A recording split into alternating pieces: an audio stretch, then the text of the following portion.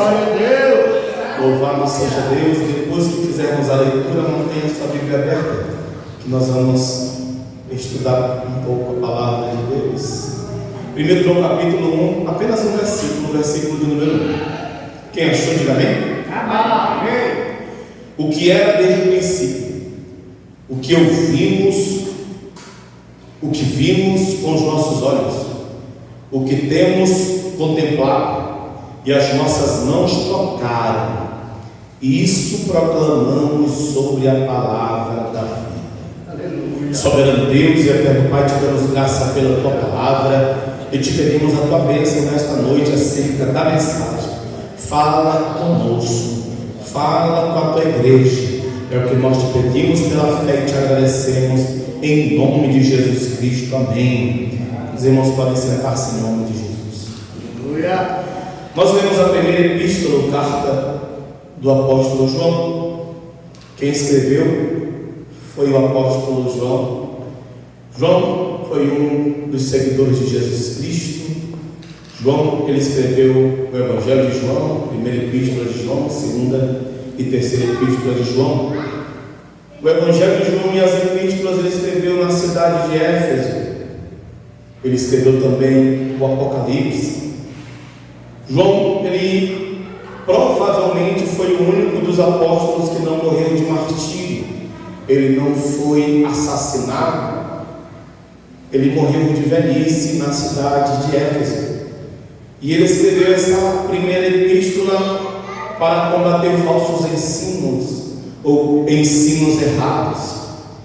Quando nós estudamos essa primeira epístola de João, nós observamos que não fica claro para quem ela foi destinada. Segundo alguns estudiosos, parece que ela foi destinada aos irmãos de forma geral, a crentes da Ásia Menor. E ele começa dizendo no versículo 1, o que era desde o princípio. É interessante quando você para entender o que as Escrituras dizem.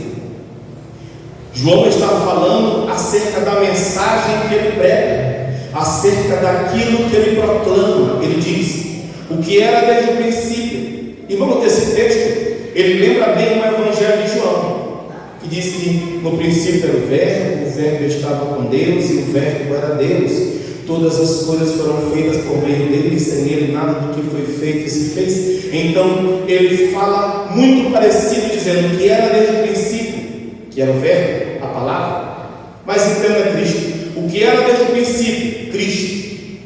O que ouvimos? Cristo. O que vimos com nossos olhos? Cristo. O que temos contemplado? Cristo. E o que as nossas mãos tocaram? Cristo. Observe que ele não fala o que alguém viu, ele fala o que nós. O que era desde o princípio? Cristo. O que ouvimos, ele se coloca. Eles ouviram o Cristo falar. O que vimos com nossos olhos, ele se coloca no meio da situação. O que vimos com nossos olhos? Nós vimos a Cristo. O que temos contemplado, o que foi que eles contemplaram? Cristo. E o que as nossas mãos tocaram, eles tocaram em Cristo. Ele está dizendo, isso proclamamos sobre a palavra da vida. Então ele está dizendo que a pregação dele, a mensagem dele, gira em torno de Cristo, gira em torno do verbo, gira em torno da palavra. Isso para nós é importante porque nos serve de exemplo, que às vezes nós queremos pregar tanta coisa e às vezes nós acabamos falando de nós mais do que do Cristo. Mas a mensagem de João era Cristo, a pregação de João era Cristo, o que João anunciava era Cristo, era essa a mensagem que ele pregava. No versículo 2 ele diz, porque a vida foi manifesta e nós a vimos. Ora, irmão, lembra também do Evangelho de João, que ele diz no capítulo 1, nele estava a vida, e a vida era a luz dos homens. Então ele diz, a vida foi manifesta. Quem era a vida? Cristo. A vida foi manifesta, essa vida é Cristo, e nós a vimos. Por isso que ele diz que a vida foi manifesta. Quem se manifestou foi Cristo. Ele fala que eles viram. E testificamos dela. Testificamos de quê? da vida, que é Cristo, e vos anunciamos a vida eterna. Observe que Cristo não é uma vida qualquer. Aqui ele está dizendo que essa vida foi manifestada, testificamos ela e vos anunciamos a vida eterna. A vida que João estava anunciando para esses irmãos, a vida que ele estava anunciando nessa carta universal, era a vida eterna. E ele disse que essa vida eterna estava com o Pai e nos foi manifesta. Quando ele diz, e vos anunciamos a vida eterna que estava com o Pai, ele está dizendo que Cristo é essa vida eterna. E vos anunciamos a vida eterna que estava com o Pai, ele está dizendo que Cristo é essa vida eterna. E nos foi manifestada. No versículo 13 ele diz, o que vimos e ouvimos, isso vos anunciamos. Aleluia. Irmãos, este texto, ele expressa bem o que é ser testemunha de Cristo. Testemunha é alguém que fala do que viu e ouviu. Então João diz, o que vimos e ouvimos, isso vos anunciamos. Glória a Deus. Para que também tenhais comunhão conosco. É como se João estivesse dizendo, olha, vocês não viram ele, vocês não ouviram ele, mas para que vocês tenham comunhão conosco, aquilo que nós vimos e aquilo que nós ouvimos, nós vos anunciamos, para que vocês tenham comunhão conosco. E a nossa comunhão está com o Pai e com o seu Filho Jesus Cristo. Amém. A nossa comunhão está com Deus e com Jesus Cristo, o Filho de Deus. Amém. Irmãos, não adianta ter comunhão em casa com a esposa, ter comunhão com os filhos, ter comunhão no serviço e não ter a comunhão mais importante, que é com o Pai e com Jesus Cristo de Nazaré. No versículo 4 ele fala o motivo de ter escrito. Ele diz, estas coisas vos escrevemos para que o vosso gozo se cumpra, para que a vossa alegria se cumpra. Então ele está dizendo, eu vos escrevo isto com um propósito, é que o vosso gozo e a vossa alegria se cumpram. Ainda falando do motivo de João ter escrito, no capítulo 2, no versículo 1, ele diz, meus filhinhos, estas coisas vos escrevo para que não pequeis. Então João, ele dá indicativos do motivo pelo qual ele escreve essa carta. Primeiro, para que o vosso gozo se cumpra, e segunda, para que vocês não pequem. Nós vamos já voltar para o versículo 5, vamos nos ater no versículo 1, capítulo 2, versículo 1. Ele diz, meus filhinhos, estas coisas vos escrevo para que não pequeis. Eu acho interessante, uma vez eu vi o pastor Augusto Nicodemos falando sobre isso, que tem gente que diz, Senhor, nos perdoa, nós pecamos tanto, nós vivemos errando, nós vivemos tropeçando. Irmãos, se nós vivemos errando, vivemos tropeçando, tem alguma coisa errada. Porque a diferença, entenda que todo ser humano peca, mas a diferença do pecado na vida do cristão e na vida do não cristão é que o não cristão, o pecado na vida dele é uma regra. Ele vive procurando o pecado, vive procurando um adultério, vive procurando um engano, mas o pecado na vida do cristão ela tem que ser uma exceção e não uma regra. Ele está lutando para não pecar e acaba transgredindo. Então se ele diz, eu vivo pecando, eu vivo errando, tem alguma coisa errada.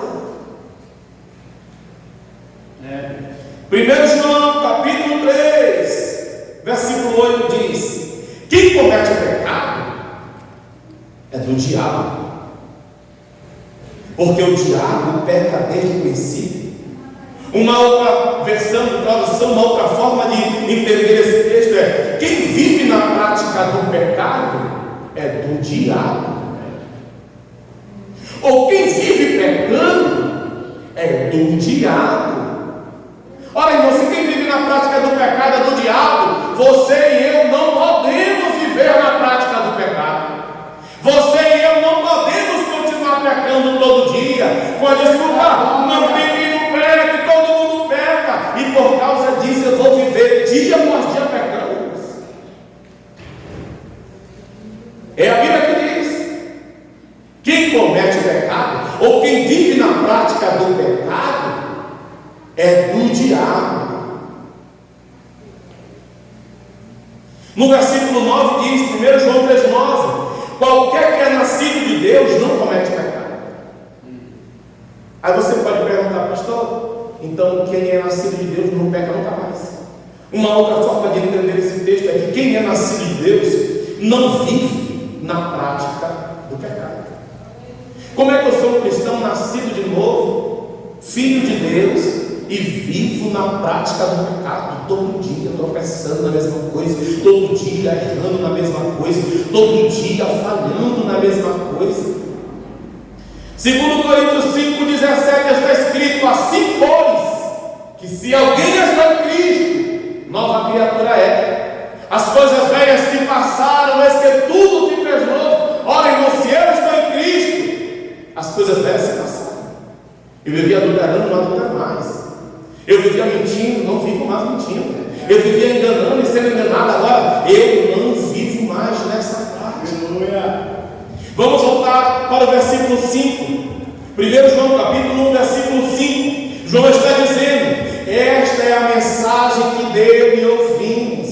Irmão, lembre-se que no versículo 3 ele diz: o que vimos e ouvimos, nós vos anunciamos. João está dizendo: aquilo que nós vimos e ouvimos, eu anuncio para vocês. Aí no versículo 5 ele diz: o que nós ouvimos dele é isso, que Deus é luz, e não há nele treva nenhuma. Glória a Deus. Olha, irmão, se Deus é luz, e em Deus não existe trevas, como é que eu vivo nas trevas? Ora, se eu vivo nas trevas, eu não nasci de Deus. Se eu vivo nas trevas, no pecado, eu não nasci de Deus. João capítulo 1, versículo 12. Mas a todos quanto, Evangelho 1,12. Mas a todos quanto receberam, deu-lhes o poder de serem feitos filhos de Deus, os quais não nasceram da vontade do sangue, nem da vontade da carne, nem da vontade do varão, mas de Deus. Ora, se o Filho de Deus, ele nasceu da vontade de Deus, ele não pode viver na prática do pecado. Por quê? Porque Deus é luz. Glória a Deus. E esta é a mensagem que dele, de Jesus, nós ouvimos. João está narrando para esses irmãos a mensagem que ele ouviu do próprio Cristo. Ele diz: e a mensagem que de Jesus nós ouvimos é que Deus é luz, e em Deus não existe trevas. Aí no versículo 6 ele completa: se dissermos, aqui irmãos, existem algumas mentiras que o cristão não deve contar. Versículo 6, se dissermos. No versículo 8, se dissermos. No versículo 10, se dissermos. E no versículo 4 diz: aquele que diz, eu conheço, mas não guarda os seus mandamentos, é mentiroso. Então nós podemos dizer que são as 4 mentiras. No versículo 6, se dissermos que temos comunhão com Ele e andarmos em trevas, nós mentimos. Capítulo 1, versículo 8: se dissermos que não temos pecados, enganamos-nos a nós mesmos, ou seja, nós mentimos. No versículo 10 diz: se dissermos que não pecamos, nós mentimos. Capítulo 12, versículo 4: aquele que diz eu conheço, mas não guarda os seus mandamentos, é mentiroso, ou seja, está mentindo. São os 4 pecados de mentira que a igreja não deve cometer. E é sempre bom lembrar que João está escrevendo para cristãos. Aleluia, Jesus. No versículo 6 ele diz que ele se inclui, quando ele fala de servos, ele está se incluindo. Se nós dissermos que temos comunhão com Ele, com Cristo, e andamos em treva, nós mentimos. Como é que eu sei o crente mentiroso? É quando ele diz que tem comunhão com Cristo, mas vive nas trevas. A Bíblia diz: mentimos, não praticamos a verdade. No versículo 8, a segunda mentira: se dissermos que não temos pecados, enganamos-nos a nós mesmos, e não há verdade em nós, ou seja, nós mentimos. A primeira mentira é dizer que tem comunhão com Deus e andar em trevas. A segunda mentira é dizer que não tem pecado. A Bíblia diz que enganamos-nos a nós mesmos, ou seja, todo mundo peca. No versículo 10 diz: se dissermos que não pecamos, fazemos Ou seja, eu estou dizendo que Deus mente. Se eu disser que não quero. E capítulo 2, no versículo 4 diz: aquele que diz, eu conheço Jesus, mas não guarda os mandamentos de Jesus, é mentiroso. Como é que eu sei que alguém conheceu a Cristo? Porque a pessoa que conheceu a Cristo, ele guarda os mandamentos do Cristo. Aleluia. Versículo 6, capítulo 1, versículo 6: se dissermos que temos comunhão com Cristo e andarmos em trevas, nós mentimos e não praticamos a verdade. No versículo 7: porém, se andarmos na luz, como Ele está na luz, temos comunhão uns com os outros. Ora, irmão, como é que eu sei que o cristão anda na luz? É só olhar se ele tem comunhão com os outros irmãos.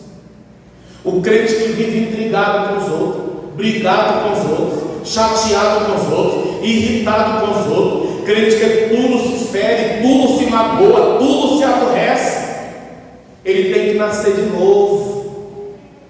É verdade. Se andarmos na luz, como, irmão, no versículo 5 ele diz que Deus é luz. Se andarmos na luz, como Ele é luz, como Ele na luz está, primeiro ponto, nós temos comunhão uns com os outros. Um crente que anda na luz, ele tem comunhão com seu irmão. Não existe crente que anda na luz e está brigado com os irmãos. Aí ele diz, irmão, tem gente que vai dizer assim, né? O sangue de Jesus me cobre, o sangue de Jesus me purifica de todo pecado. Vamos analisar só o versículo 7. No finalzinho diz assim, do versículo 7: e o sangue de Jesus Cristo, seu Filho, nos purifica de todo pecado. Aí você diz, então o sangue de Jesus nos purifica a todos nós. Irmão, o versículo 7 é autoexplicativo. Ele diz que se andarmos na luz, como Ele na luz está, nós temos comunhão uns com os outros. Aí sim, pronto. Como é que eu faço para saber se o sangue de Jesus me purifica de todo pecado? É quando eu ando na luz e quando eu tenho comunhão uns com os outros. Aí o sangue de Jesus me purifica de todo pecado. Aleluia. Pastor, você está querendo dizer que se eu não tiver comunhão com meu irmão, eu não tenho os pecados purificados? Não é que Cristo não pode purificar, é que não existe purificação para quem quer andar no pecado. Não existe purificação para quem quer andar na sujeira. E sujeira não é só adultério, prostituição, assassinato. Tem gente que a gente evangeliza assim: olha, eu não mato, não roubo, não faço mal para ninguém. Mas pecado não é só matar e roubar e fazer mal para os outros. A Bíblia diz que aquele que não ama seu irmão é assassino, igual Caim que matou Abel. A Bíblia compara o pecado de não amar com o pecado de assassinato. Se eu não amo, eu sou assassino. Quem diz isso? É a Bíblia. Se eu não amo, eu sou assassino igual Caim que matou Abel. Eu preciso amar meu irmão. Aí o sangue de Jesus Cristo me purifica de todo pecado. Aleluia, Jesus. No versículo 8 ele diz: se dissermos que não temos pecados, nós enganamos a nós mesmos e não há verdade em nós. Tem crente que ele pensa que ele é um super-homem, uma super-mulher, não peca nunca. Esse crente todo bagunçado. Irmão, a diferença do meu pecado para o teu é talvez só o nome, o tipo de pecado. A verdade é que existem pecados que são mais chamativos. E existem aqueles pecados que são pecados aceitos pela sociedade. Às vezes alguém comete uma mentira. Eu já perguntei se tem caixeiro por aqui, né? Que cobra nas portas. Aí às vezes a mãe crente, cristã, diz que eu não estou. Alguém liga, o evangelista diz que eu não estou. Irmão, isso é mentira. E a Bíblia diz que o pai da mentira é Satanás. A Bíblia também diz que os mentirosos não herdarão o reino dos céus. Só que tem pecados que já estão envolvidos na sociedade, tão envoltos na sociedade que a gente acostuma com eles. Mas é mentira, é pecado do mesmo jeito. Então, João, ele diz: olha, se dissermos que nós não temos pecado, nós enganamos a nós mesmos, não há verdade em nós. Mas no versículo 9, ele diz um texto que eu repito constantemente nas minhas orações: se confessarmos os nossos pecados, Ele é fiel e justo para nos perdoar os pecados e nos purificar de toda injustiça. Bom, por isso que é bom nós analisarmos os textos da Bíblia. Esse versículo 9, ele nos passa várias mensagens. Primeiro, ele está dizendo que se eu confessar, Ele me perdoa. Eu vou dizer de novo se eu confessar. Por quê? Porque tem gente que nunca confessa o pecado dele. Mas a Bíblia está dizendo que se eu confessar, se confessarmos os nossos pecados, aí ele vai dizendo: Ele é fiel e justo para nos perdoar os pecados. Irmãos, é interessante Jesus. Olha como a Bíblia é interessante. Às vezes nós estamos assistindo um telejornal, aí aparece um homem que estuprou uma criança, estuprou uma mulher, matou, degolou, e a gente diz: que Deus me perdoe, mas um cara desse tinha que morrer. Tinha que morrer na cadeia. Quando ele vai ser julgado e preso, todo mundo diz: foi feito justiça. Mas aqui está dizendo que se esse mesmo homem confessar o pecado dele a Deus, Deus é fiel e justo. Olha, irmão, onde é que estaria a justiça em Deus perdoar um homem desse? Eu vou lhe dar um outro exemplo. O ladrão da cruz namorou como quis, ficou com quem quis, adulterou, prostituiu, eu não sei que tipo de pecados ele cometeu, mas ele passou uma vida inteira no pecado. Na última hora, o Cristo foi fiel e justo. Não, mas será que o justo não seria ele ser condenado? Quando se fala de justiça de Deus, será que o justo não seria condenado? Agora imagina um filho do pastor, uma vida inteira no Evangelho, na última hora da vida dele, ele se aborrece com Deus, nega a Cristo, blasfema do Espírito Santo, morreu com 50 anos, 49 anos servindo a Deus, mas no último ano ele achou de se rebelar contra Deus, e Deus é fiel e justo para lançá-lo no inferno. Irmão, o que seria mais justo? Levar esse rapaz para o céu ou o ladrão da cruz, que nunca serviu ano nenhum? Por que que é justo? Porque João está dizendo que Deus é fiel e justo para perdoar esse pecado. Por que que é justo perdoar alguém que pediu perdão? Onde é que está a justiça de Deus quando Ele perdoa o maior dos pecadores? Onde é que está a justiça de Deus quando alguém passa uma vida inteira pecando e na última hora, no último suspiro, ele se arrepende dos seus pecados e pede perdão a Deus? Onde é que está a justiça de Deus em levá-lo para o céu? É simples. É porque Deus não olha para a pessoa. É justo por quê? Porque Deus olha para os feitos de Cristo. Deus olha para o preço que foi pago. Deus olha para o sangue que foi derramado. Deus não está olhando para a atitude do pecador. Deus está olhando para a atitude de quem pagou o preço. Então, João, quando diz que ele é fiel e justo, ele é fiel e justo por quê? Porque ele para de olhar para o pecador e passa a olhar para quem se ofereceu no lugar daquele pecador. Então, é só uma imagem figurativa. Eu imagino Satanás dizendo: Deus, ele não pode entrar no céu, passou uma vida no pecado. Aí Deus vai dizer para ele: não, o sangue de Jesus Cristo, meu filho, o purificou de todo pecado. Então, é justo por quê? Porque ele foi comprado. É justo por quê? Porque sobre ele está o sangue do Cordeiro. É justo por quê? Porque ele foi comprado por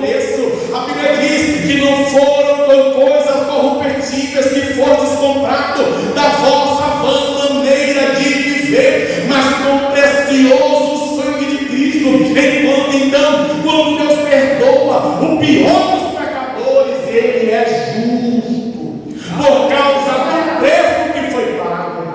Aleluia. Se confessarmos os nossos pecados, Ele é fiel e justo. E eu acho interessante que tem crente que fica assim lastimando, dizendo: eu pequei, eu fiz tudo errado, Deus, eu não mereço. Irmão, você não merece, mas você não recebe coisa alguma pelo teu merecimento, é pelo merecimento de Cristo, é pelos méritos de Cristo. Se fosse pelo teu merecimento, o teu louvor não subia. Se fosse pelo teu merecimento, você não subia. Se fosse pelo teu merecimento, Deus não aceitava nada seu. Mas não é pelo seu merecimento, é por causa dos méritos de Cristo na cruz. Aleluia. Então Ele diz: se nós confessarmos os nossos pecados, Ele é fiel e justo para nos perdoar os pecados.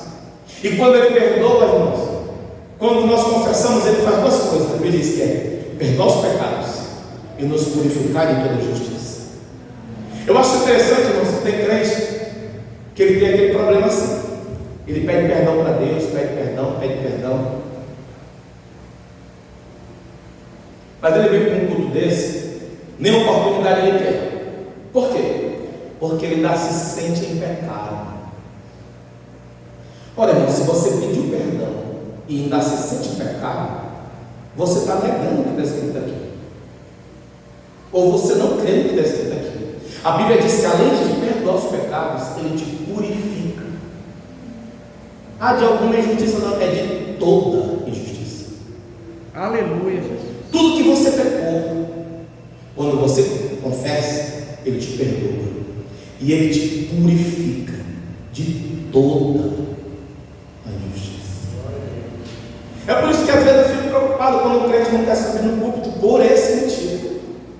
Olha, irmão, se você confessou, Ele te perdoou e Ele te purificou de toda injustiça, será que a purificação que Ele fez em você não te habilita para subir aqui?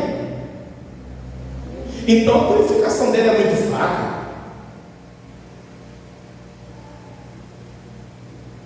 A purificação do sangue de Jesus é tão poderosa que se o ladrão da cruz tivesse descido da cruz, eu dava oportunidade para ele pregar aqui, porque ele foi purificado. Aleluia. É bem verdade que ele tinha que aprender a palavra, mas eu falei para ilustrar que o pecado dele não impediria, porque ele foi comprado. O sangue de Jesus o purifica de todo pecado. Aleluia. O confessar os pecados faz com que você seja perdoado e faz com que você seja purificado de toda injustiça. Glória a Deus. Aí a gente vem para a Santa Ceia. Não quero ceiar. Irmãos, você já leu esse texto aqui? Pastor, mas eu pequei, eu não estou me sentindo bem para ceiar. Irmão, eu costumo dizer que crente que não pode ceiar aqui, se Jesus vir, ele não pode ceiar lá na Santa Ceia de lá. Se ele não vai ceiar numa ceia daqui, que é um memorial, uma lembrança figurativa, imagina na ceia de lá. Agora você precisa entender que o sangue de Jesus é tão poderoso, tão eficaz para a purificação do pecado, que quando você confessa, Ele te perdoa e Ele te purifica. Irmão, imagina a purificação que Deus faz no homem. É tão grande que Ele pode ceiar isso. Aleluia. Confessou.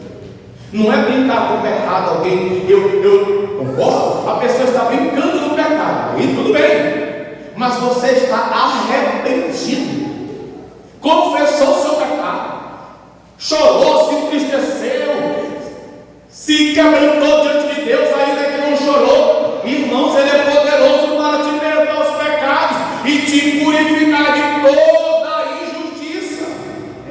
No versículo 10 ele diz: se dissermos que não pecamos, fazemos-no mentiroso e a sua palavra não está em nós. Ou seja, todo crente que vem para a ceia é um pecador. Aí quer dizer dizer que você é o único pecador que não pode ser, o resto não pode. Nós precisamos crer no que a palavra está dizendo. Se a Bíblia diz que se eu confesso, Ele me perdoa e me purifica, então quando eu confesso, eu estou perdoado e purificado. Aleluia. Eu nunca esqueci, eu lembrei de um testemunho bem rápido, de um amigo meu que era muito usado em libertação, expulsar demônios. E ele, toda vez que alguém cai endemoniado, o povo já conhece ele, manda chamar ele. E ele estava em casa, alguém chamou ele, e ele tem o costume de fazer um concerto com Deus. Ele está em casa e diz: Senhor, eu te peço perdão dos pecados. Ele faz um concerto com Deus antes de ir expulsar o demônio. Quando ele chegou lá, o demônio manifestou e falou: tu que vai me expulsar? E tentou acusar, e ele saiu envergonhado de lá, no meio do caminho, assim. Ele ficou lembrando: não, está errado. Irmão, por isso que é importante nós conhecermos a palavra. Eu fiz concerto com Deus, eu pedi perdão para Deus, está errado. Aí ele voltou, deu meia volta, chegou lá, o diabo quis falar de novo, ele está repreendido em nome de Jesus. O demônio caiu, caiu na casa, a pessoa foi para cima do sofá, caiu, expulsou o demônio, a pessoa ficou liberta. Só que tem gente que ele acredita mais na palavra do diabo do que na palavra de Deus. O diabo falou para ele, o irmão do testemunho, ele voltou para casa com o rabinho entre as pernas, mas ele lembrou do que a palavra de Deus diz. E ele desprezou o que o endemoniado diz. Lembrou da palavra, se apossou da palavra, não, está errado. E foi para lá e expulsou. E não passou 10 horas, expulsando 5 horas, não, só ordenou o nome de Jesus. Porque a palavra, irmão, ela garante. Aleluia. A palavra garante. É a palavra que garante. É a palavra que garante a vitória. É a palavra que nos dá a certeza.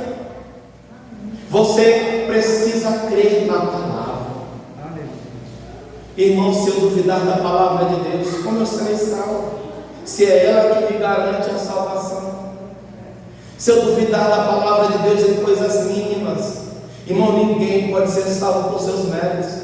Você tem logicamente que procurar viver em santidade, você tem que logicamente procurar viver irrepreensível, mas ninguém será salvo pelos seus próprios méritos. Nós seremos sempre salvos pelos méritos de Cristo. Aleluia. Eu vou dar só um exemplo. João é um irmão da igreja, esforçado, dedicado, vive na oração, vive no jejum, faz de tudo para não pecar. Aí o Marcos, que é outro irmão da igreja, vira e mexe e tropeça. Passa um dia, 2 dias, tropeça. Irmãos, aprendam uma coisa: a salvação é imediata, a santificação é um processo. E nesse processo de santificação as pessoas têm níveis diferentes de mudança. Tem gente que com 2 dias, 3 dias parece que já dá um crente que presta, mas tem gente que passa anos suando para ser um bom crente. O sangue de Jesus é poderoso para purificar os dois. E no dia da vinda de Cristo, do arrebatamento da igreja, na morte de os dois serão salvos. Desde que não estejam brincando com o pecado. Enquanto o pecado na vida deles estiver sendo uma luta, renunciando, lutando, se esforçando para servir a Deus, eles serão salvos. Porque não é pelo mérito, não é pelo mérito, irmãos. É pelo que Cristo, é até pelo mérito, pronto, mas é pelo mérito de Cristo e não pelo nosso. É pelo que Cristo fez e não pelo que eu fiz. É pelo merecimento do Cordeiro e não pelo meu, irmãos. Aleluia. Eu não sou melhor do que ele, simplesmente, às vezes o meu pecado é mais fácil de me libertar. Quem comete pecado, diz a Bíblia, escravo é do pecado. Nós temos níveis de batalhas diferentes, mas todos temos as nossas batalhas. Mas o sangue do Cordeiro, o sangue do Cristo, ele é poderoso para purificar a mim e você e o mundo inteiro. Aleluia, Jesus. Que você guarde essa palavra no seu coração e fique convicto daquilo que está escrito na palavra. Que se confessarmos, Ele nos perdoa e nos purifica. Que Deus em Cristo nos abençoe para a glória do Senhor. Aleluia. Amém. Glória a Deus. 21 horas, vamos ficar em pé, vamos agradecer.